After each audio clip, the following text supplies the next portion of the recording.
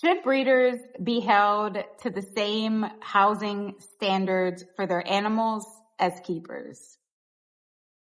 Let's go.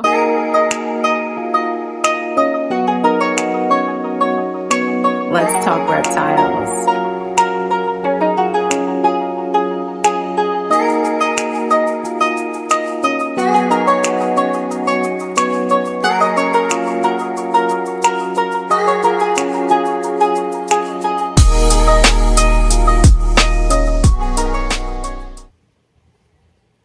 I'm Summer. Let's talk reptiles. I have a question this week, and that question is, should breeders be held to the same housing standards as keepers? I think we should have this conversation. Before we get into it too deep, I want to do some quick housekeeping type things. No, we don't have sponsors yet. But there's a few other things I want to talk about. So a viewer said that the video will be better if I repeated myself a little bit less. I want to give some background for that. I'm an educator by trade, and when I'm teaching, I make sure to say some of the points or the most important points of the lesson at least 2 to 3 times as I talk about it. And that's just reinforcing the information, making sure that students are increasing the chances that students are going to remember what I said. I'm going to work on not doing that in the videos. The second thing, I don't have a microphone today, so I don't know what the audio sounds like. For you guys watching on YouTube and listening through any of the sound-based platforms, I apologize if the audio is whack. I'm getting a microphone soon. I just haven't done that yet. If you want to sponsor what we're doing, give me a holla. Okay, let's get into it. So the question, should breeders be held to the same housing standards as keepers? I think that's a really important conversation to happen or to have. I often see folks say, oh, it's okay because they're a breeder and they need to have different rules than what keepers do. And a part of what I think about every time I hear that statement is breeders amongst our hobby, our group of people, breeders, in my opinion, should be someone that keepers could look up to and trust for information, so on and so forth. So if the breeder standards are different from what we think the keepers standards should be, then who should our keeping role models be, so to speak, especially when those breeders are like really big influencers or medium-sized influencers or small influencers that have anyone watching and listening to their content, right? And so I don't know, I think a lot about that. Like if their standards, if the standards for breeders, if that should be different from what the standards of keepers should be, then who should the keepers be getting their information from in terms of the standards that they should use and keep their animals with? Yeah. So there was some drama this week.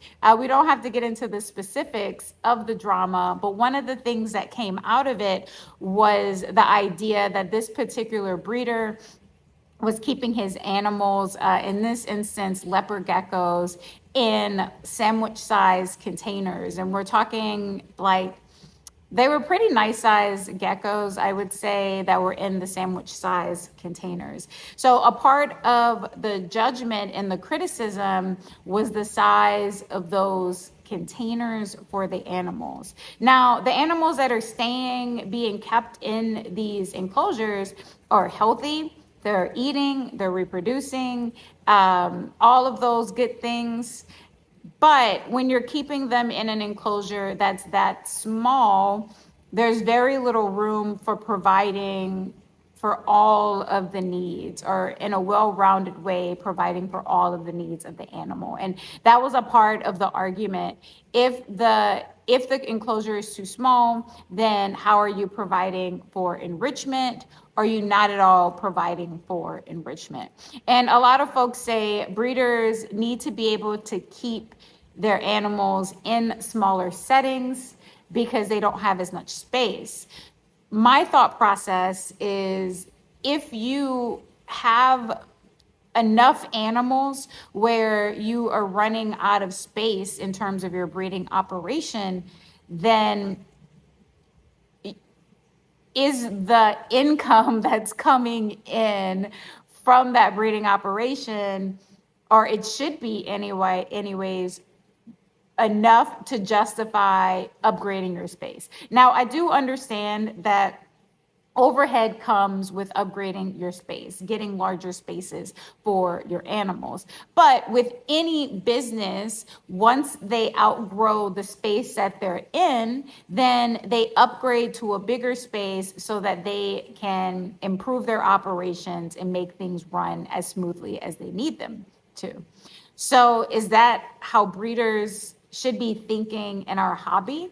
That once they reach a point with their animals, with the number of animals that they have, the size of their collection, that if they can't provide their breeders with big enough tubs or big enough enclosures so that their well-rounded holistic needs are all being met, should they then upgrade the size of their overall space, get a larger space, get more room so that they can provide for those needs? It seems like a logical point. It seems like a logical solution, but I don't know. What do you guys think is, I don't know, around that? I know for me, because in terms of my breeding operation, I primarily work with lizards. And the lizard species that I work with, my main species being Uromastyx, and then doing some work with Pagona barbata, bearded dragons, and Joe Lacerids as well.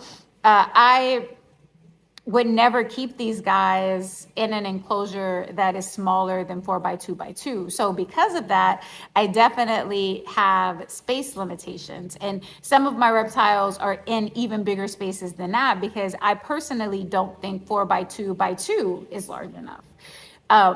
So because of that, like, I'm limited on how many holdbacks I can keep. I'm limited on how many adult breeders I can have. And I'm well aware that if I want more than that, my solution wouldn't be to downgrade them into smaller enclosures. My solution would be, I'm going to have to find a bigger space so that I can house these animals. But if you're working with smaller species or working with snakes, the solution gets a little different.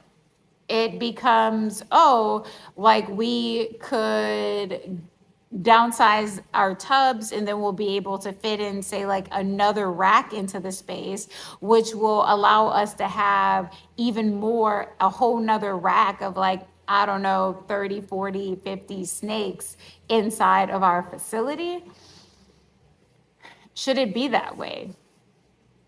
Me, with my motivations and the way that we talked about motivations a few videos ago, with me and my motivations personally, that thinking doesn't work for me, because at the end of the day, when you think about the way that that decision is made, it has nothing to do with the animals or the animal welfare. And because me, I am animal welfare oriented, making a decision that's not based in that is difficult. Now, let's talk about the other side of it.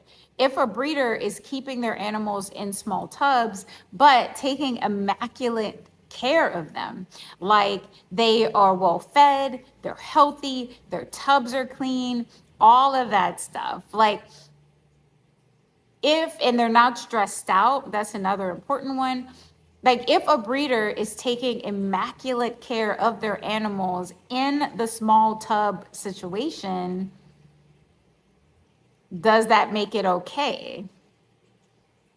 Like, the animal is doing well, and, like, the idea of thriving is hard to measure. Like we can't connect a reptile to electrodes or something and measure their brain waves. So like the idea of like the reptile thriving and reptile happiness, like all of that is really hard to measure.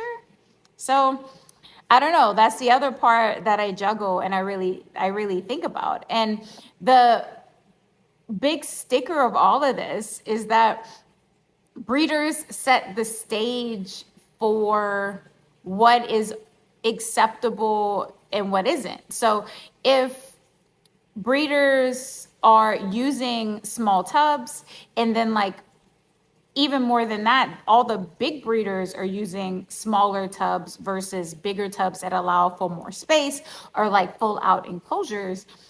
If they're doing that, then it becomes the accepted norm as other people mimic that behavior, and they're like, oh, like such and such does it and that's okay. Like, in a part of the drama that I saw that was happening this week is people, they were like, well, such and such does it and such does it, and the response to that was, that doesn't make it okay, that also means that they are wrong, right? And but it sets the standard. It's like, this is what we're doing. Yeah, so roll with it, I guess. And I read this thing the other week that was, what did it say? It was something like, it was something about like revolutionary change, like requiring the whole system to get like blown up or something like that. And like, this is definitely not a thing that change can come to quickly, and it would require a few different things to take place, but definitely one of those things would have to be a big voice, like someone who has a lot of eyes on them, like that big voice. If they were to come through and they were say, you know what, this is what I was doing, I understand it's not cool, or this is what I was doing and I really want to change things up a bit. This is what I'm going to be doing now. And those things that they're going to be doing now are like marked improvements over what they were doing before. And then that could create a trickle down where folks that are paying attention and following what they are doing and learning from what they're doing, they'll be like, oh, such and such is making these changes. Like, I am going to strive to make those types of changes too. And then it becomes a trickle down where new standards and ways of practice could become the norm. But how possible is that? I don't know. That's another big question I have. Maybe you guys can chat about that in the comments, like your thoughts around it. How possible is that type of change? Yeah, I don't really know. So it's just a thought. It's a thing that pops up for me. And I wonder, like, breeders are clearly held to different standards within our hobby. And that's an acceptable spoken and unspoken truth. But should it be that way? Should breeders be held to a higher standard? Because in most instances, breeders are the source of information. Like, you get your animal from your breeder and then you have a relationship with them for the life of that animal, hopefully, where you can learn from them and get information from them and figure out how to care about these animals, right? So, yeah, I don't know. And I do understand that in many instances, a lot of breeders are like, no, this is the way. This is the best way to do this. Like, this is how it should be done, right? And disagree with that or not, like, all of us are functioning, hopefully, all of us are functioning within a mindset of, this is the best and correct way to do this thing. This is how we should be doing this thing, right? So if there's breeders who are like, this is the best way to do it, and the way that they're doing it doesn't align with what you think is okay, I mean, kind of hits us at a standstill, right? Like, who's right about that? I would love to have this conversation with other people. And I've been thinking about that. Like, I have like a lot of like homies that work with tubs, that work with different species, that work with varying sizes of tubs. And yeah, I would love to bring this conversation to the table again with someone who can speak for their side of the story and bring their perspective to the table in terms of the decisions they make and why they make them. In full transparency, we have some snakes in tubs at home right now.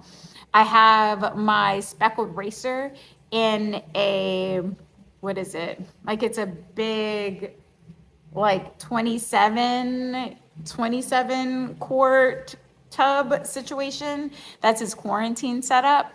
And we have like some baby, like New World rat snakes that are in their little like quarantine tub setups.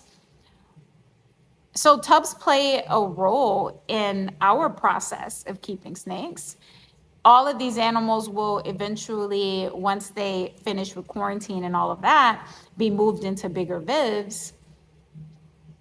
But they're in tubs right now. But yeah, I don't know. That's my thoughts. I'm gonna bring this conversation back again with guests and like folks who may have very different viewpoints than me on this subject. I don't think that this is a one and done type of thing, because it's not a one and done type of issue. It's not the type of thing that we can have one conversation about and have all the answers. It's it's a community conversation that needs to be visited and revisited. So let's call this the initiation of a series of conversations about enclosure size and whether or not breeders should be held to different standards from keepers. That's what I got. I'm out of here.